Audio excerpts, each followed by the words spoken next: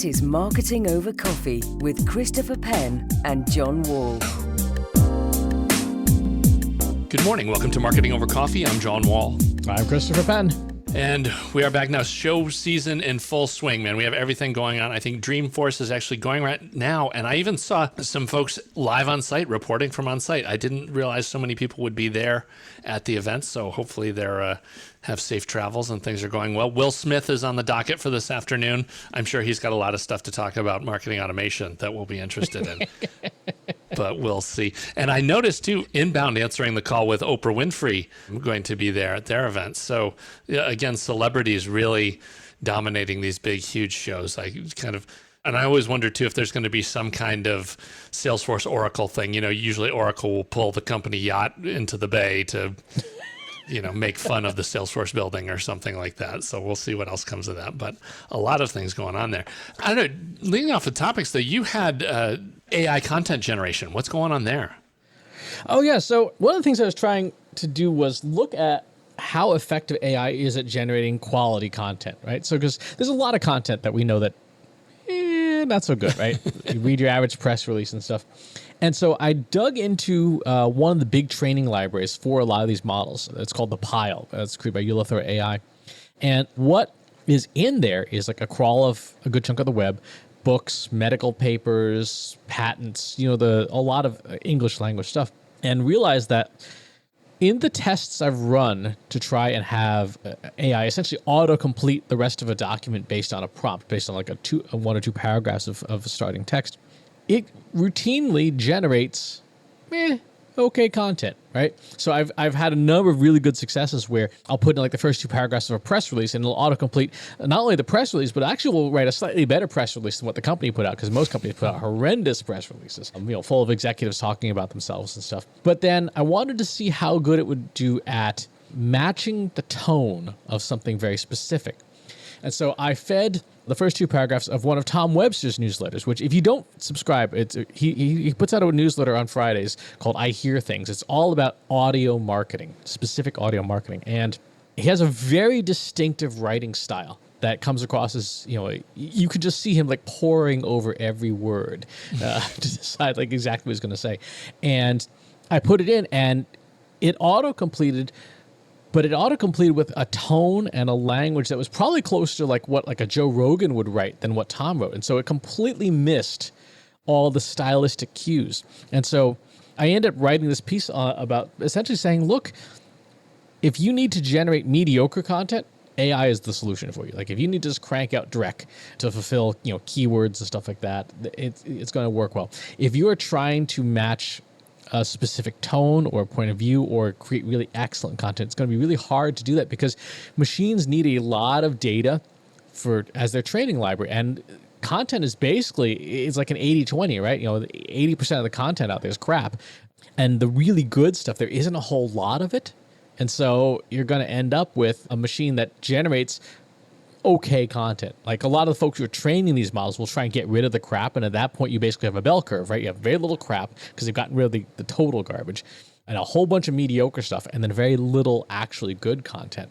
So I guess the message there would be if you're looking for AI to generate like the next Hugo or Pulitzer Prize winning content, it's probably not going to happen anytime soon. Right. But it is interesting. I hate to say it's just so funny when you mentioned, not being able to match Tom's thing. I'm like, well, yeah, it's cool. You just like take Tom's writing and subtract like 30 or 40 IQ points. And that's, what you're getting there with that. But it's, and yeah, Tom is totally out on the frontier. He's firsthand seeing that data as it's collected and there's no record of it anywhere else. Like he's the guy that's only got that. So that totally makes sense that it's in there. But yeah, there is this bubble that you think about of, the corporate press releases, like all this just mediocre content that is everywhere. And so, yeah, being able to just automate that does seem like a way to go. I don't know. The thing that came to my mind was all these people in this weird niche that are cranking out these junk romance novels. There's these people over on the Kindle program that are like making $50,000 a month because they're churning out like 10 romance novels a year. Yeah, I don't know. They basically find them to replace the character names. Yeah, I don't know. Maybe we should just like buy 400 of those and train the model a little closer to that bodice ripping formula and just let those things crank out. You could. I mean, you probably could. You would need to provide some structure, like the internal plot structure, a framework, because otherwise it can go off the rails really fast.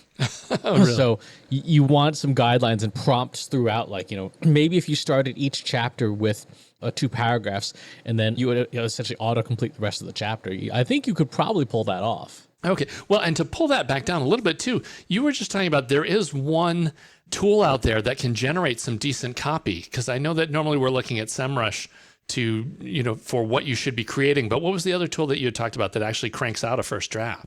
MarketMuse. So the folks over at MarketMuse have a first draft generator, and it's it's gotten better.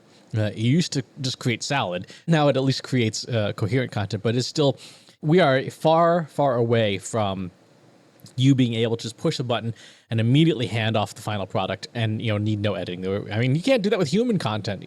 So we're not close to that yet. Right, but I think there is a lot of value in, if you're going to hand that off to a junior employee that knows nothing about that topic, being able to throw them the word salad and be like, okay, here's your starting points, like go run with the rest of that. It's at least better off than starting with nothing. So I can. Yeah, exactly. Okay, we're going to get into how you generated a bunch of traffic with LinkedIn. But before we do, we want to thank User Testing for their support of Marketing Over Coffee. Experience what your customer experiences with User Testing. Whether you're launching a new product, prototype, or marketing campaign, you'll get video feedback straight from the people you want to reach most, your customers. The User Testing Human Insight platform lets you understand it all from their perspective, and it allows you to target your exact audience, ask any question, or request to perform tasks, and most valuably, get a window into their world. And unlike focus groups, which can take weeks or even months to deliver results, with User Testing, you get to see real reactions and hear real opinions really fast, in real time at the speed business demands.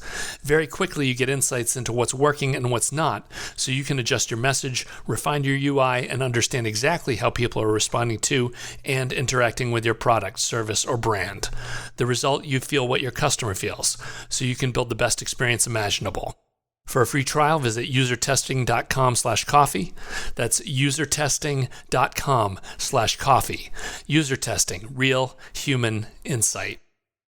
Okay, LinkedIn. Yeah, we've been on quite the LinkedIn tear. I've taken all of your advice. It's amazing how I've cleaned out my inbound request queue, and it's been busy every day now with stuff coming in. And even the MOC site too, I have tightened up a bunch of the stuff we talked about a couple months ago has been paying off as far as traffic inbound and getting the domain rating up a little bit. So that's been all cool. But you've been playing around some more with LinkedIn. What's the latest round of stuff you've been doing? So the latest round of stuff is a lot of, essentially we, stop the curation. I've been pruning some first degree connections that frankly, goodbye. Really easy one is I scroll through my feed and I look for anybody who's sharing stuff like, that's anti-vaccine, like immediately gone, because you apparently don't like reality. Yeah, right. Non-science people. But so how about, is there any other way where you're actually going through and looking at, because like one thing I've always done is you can just tell by the images, the ones that are company logos, well, those aren't people, so those go. How else have you been doing that? Are you doing anything automated, or is it all grinding it out? It's right now all grinded out because anything automated is against LinkedIn's terms of service. And, certainly since they've been a friend and sponsor of the show, we're not going to advocate that you break the terms of service. It's a poor choice all around. No, it's two things. Number one is if there's no profile picture, gone, right? Because you clearly don't spend any time on the platform. And number two is if I don't see a human face, or at least something looking like a human face in the profile picture, again, gone. Like logos, random things, your flower pot, your dog, whatever. It's fine, but save that for Facebook.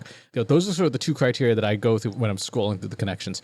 And it's the same criteria I use for approving new connections too. Like if it's pretty clear that the profile is probably automated, then out. And then looking at the feed itself, when I see people just sharing stuff that isn't what I want to see, is an immediate disconnect.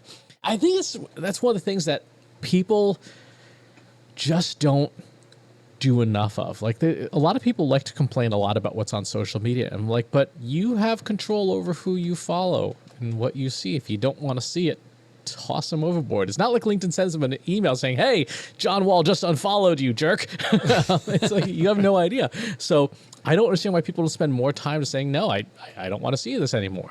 Well, it does run a bit contrary to the model and the whole addictive personality of it, and that like, oh my God, I need to get as many followers as I can, follow everyone. But yeah, it is insane that you're like, okay, I'm going to follow anybody who sends me anything and we will follow back. It'll be reciprocal. And then the next day you're like, why is my feed filled with all this garbage? I don't understand. It's like, well, if you're, insert random venereal disease analogy here that nobody wants to hear. It is garbage in, garbage out. So what I have seen though, is an 8 to 10x increase in traffic from LinkedIn. So I was averaging between 60 and 80 visitors a month to my site. And by following this stuff and then posting, every so often, not more than once a day on LinkedIn, providing a link, tagging in people that are relevant, is seeing a good chunk of traffic, a lot more than I used to from LinkedIn. Yeah, and it's interesting you mentioned that one a day. It is definitely the end of the content curation era. This idea of just like sharing a bunch of links, which everybody's seen at 12 other places already, is totally a waste of it. And actually burning you, because that was what I had heard, was that if you're going to do 7 posts a day, you're basically spreading your influence out over 7, and you're going to get burned on that. So yeah, that is very interesting. A lot going on in that. And then again, they're just like still completely dominating on the recruiting front with everything over there. It's just, the place to be and where to go. So, all right, yeah, we've got a lot of other stuff to kick around on that.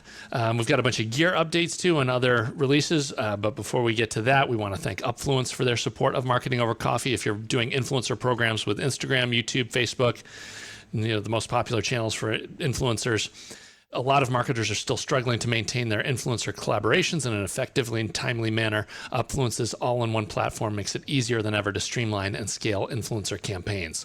With Upfluence, marketers can triple the number of influencers they work with and run campaigns in half the time by just having a single repository where you can get in to see all the influencers, what they're doing, and use their database to find more influencers. It just makes everything so much easier for you. You can identify influencers wherever they are, whether it's even in your own client base, point of sale system, website, or Upfluence's database of influencer profiles. With their suite of tools, you can identify, connect, and manage these influencers at scale to generate more sales in this era of social commerce. To get your free software demo to find out how Upfluence can help your brand, just swing on over to get.upfluence.com. That's get.upfluence.com/MOC. And yeah, it's just the way to go to manage these programs if you want to get in and get more effective instead of chasing people on spreadsheets and trying to figure out how many angry cat posts you got last week. You could, have the tool take care of that for you. So again, check it out over at getupfluence.com/MOC, and we thank them for their support of the show.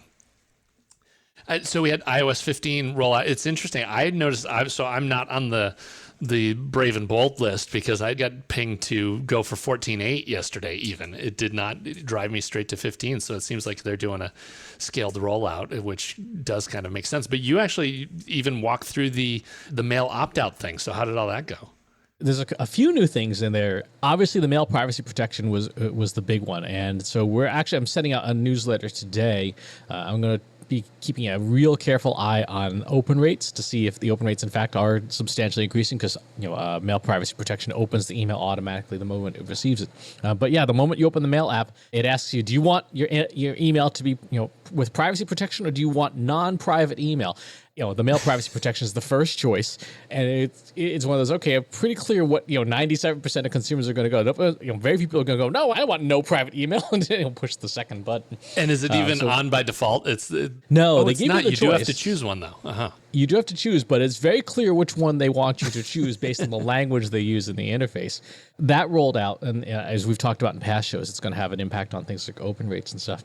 The other thing is, if you're like an Apple One subscriber, you get a free upgrade to iCloud Plus, which has a built-in VPN. So that is now masking your point of origin and stuff like that. So things like, for example, your Google Analytics tracking, if you're tracking where users are coming from, that's going to be less reliable because it's proxied through Apple iCloud servers now. So you don't know where the user's coming from. Yeah, and will there be will you take a hit on speed for that, or is it more a matter of actually the Apple content delivery network is probably better than who's doing the original send? It depends on the VPN. I mean, it depends on where Apple servers are and stuff, and where their exit points and how fast things are. They say it's for Safari only, so it's just for browsing. It's not for apps. Oh, okay. I'm guessing it's because apps throw a lot more data, but it is interesting that that IP obscuring things is going to throw off some of the demographic data that your tracking software can collect. But how about where are you at on Safari too? I basically don't have it in my workflow. I just had too much trouble with it. Certain things not working. I mean, it's great for my dad to keep him out of trouble, but as far as me, it's not in the workflow. On my mobile phone, it's the default browser still. On my iPhone, because it is substantially faster than Chrome. I'm sure it is on the desktop too, but I have too much stuff like the Chrome developer tools and stuff that I need for like doing SEO work. So now switch browsers on the desktop, but on the mobile phone, it is the default browser. It's just easier and faster. And for everyone else in my household whose devices I manage, they're on Safari automatically. It's like, no, I don't want you using anything else on your phone right now. Yeah, absolutely. No, that's just a recipe for a headache. That's an interesting point you brought up about the Chrome developer tools, though. We've never done anything on that. I would love to do. We're going to have to put something together on that, because that toolkit is it's insane when you realize how much stuff is in there for free and ready to go. If you do any kind of web development, it's just an amazing tool set to get in and start running with. So yeah, we should cover that in a future show. I'll add that to the list for things that we've got going on. Yeah, it's interesting because one of the things that Google says in its indexing platform, as you go from crawl to index, headless Chrome is what they use to parse your pages. And that's one of the reasons why the Chrome DevTools is so important. If you're doing SEO, you can see what Google's servers see as it streams in. You can see how Chrome interprets the data. And it can give you some heads up as like, I'm screwing up the way Chrome is parsing my website. It's not clean. It's throwing all these errors, and it's literally the same view that a million machines at Google see. Right. Yeah. Exactly. You can find errors and things in there that need to be cleaned up, and it's got a bunch of alerts that you can actually work on. So it gives you some actionable stuff right out of there. That's also good to dig into. What is? I got a set of Jabra headphones that I am testing out here. It's kind of interesting. I didn't realize how I've just totally become addicted to in-ear or over-ear. On-ear is like completely unbearable after like 20 minutes for me, even though these things are fantastic. I was just like, oh my God, I can't wear these things. They totally just do not cut it at all. So, but I'll have more stuff on that as we get going.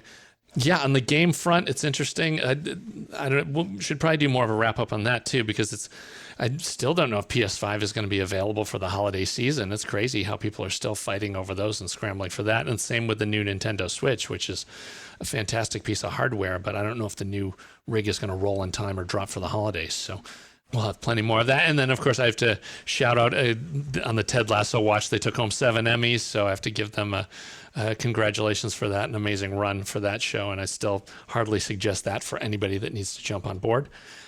The Wonder Room speakers have gone out, so congrats to the winners there. In fact, I have the box around here someplace, but those are shipping. If you want to sign up for the Marketing Over Coffee text list, it's 617-812-5494. So when we start giving away more junk, like probably a Jabra headset, will be on the list very soon. Basically doing events and got a bunch of other stuff going on, but that's everything that I've got. How about for you? Anything else over the next couple of weeks that people should know about? Not over the next couple of weeks. I did have a chat with Brian Bartlett, who runs the Sounds Profitable newsletter and podcast. We were talking about the history of podcasting and how pretty much everything before 2010 nobody remembers. So I'm going to try and get together a couple of folks, and maybe we can do a special episode of Marketing Over Coffee or something on like the early days of podcasting, because there's some stuff that we used to do back in the day that worked, that probably will still work, that we've all completely forgotten about. And then there's all this content that, again, we've forgotten that exists. People have no knowledge of the idea of pod safe music, right? Because that was a concept that sort of came and went with Podshow back in the day. But it is still something that is viable that people could do. They would have to negotiate with artists directly, as opposed to having a clearinghouse for it. But again, it's all concepts that the current generation of podcasters has no memory of whatsoever. So I think it would be fun. Maybe like you, me, maybe get CC Chapman, a couple other folks to say, okay, well, what used to work, what still works, and what should you be thinking about? Yeah, that way. Well, Tim Street has always been a guest on the show. He always has an interesting perspective on what's going on in video, so we could loop him onto that. And yeah, I don't know. And especially this latest round I've had a number of partner requests. Even Amazon is like, hey, join the partner program. I'm like, well, as far as I can see, the entire partner program is I'm supposed to put your logo all over my site and I get nothing from you. Is that, do I understand this correctly? And I don't understand why all of these partner orgs and people that have a platform, there's not one place where I can just go and say, hey, let me throw you $1,000 this week and let me be featured on this list to see if I can generate, the right kind of traffic. I just can't believe that there's no platforms like that to make that happen. But yeah, and I was talking with Mike Gerholt from the Salesforce Admin podcast about what's been going on. They've got their interesting thing going with Salesforce Plus and, actually doing their own network, which on one side I see, but on the other side, recently a stat, something like over 2/3 of the podcasts in the Apple podcasting directory haven't had a new episode in over 90 days. Like zombie podcasts are truly a thing. So yeah, but it would be fun to kind of dip back in and see, what's going on with some of the folks that were there early and to chase down Adam Curry. Maybe we can get him to talk a little bit about what's been going on. There is he's got a whole thing going with podcasting 2.0, tying in micropayments to a bunch of stuff. Yeah, I know there's that and the cryptocurrencies and all that stuff. Yeah, well, we've been staying away from NFTs. I make Beanie Baby jokes every time they come around, which, is, half true and half envy that I didn't just buy 4 Bitcoin, 6 years ago and sit on it, but such is life. So, all right, well, we will leave the rest of the complaining about that stuff for another episode. That's going to do it for this week. So until next week, enjoy the coffee. Enjoy the coffee. You've been listening to Marketing Over Coffee. Christopher Penn blogs at christopherspenn.com. Read more from John J. Wall at www.5150.com. The Marketing Over Coffee theme song is called Mellow G by Funkmasters, and you can find it at Musical.ly from Mevio or follow the link in our show notes.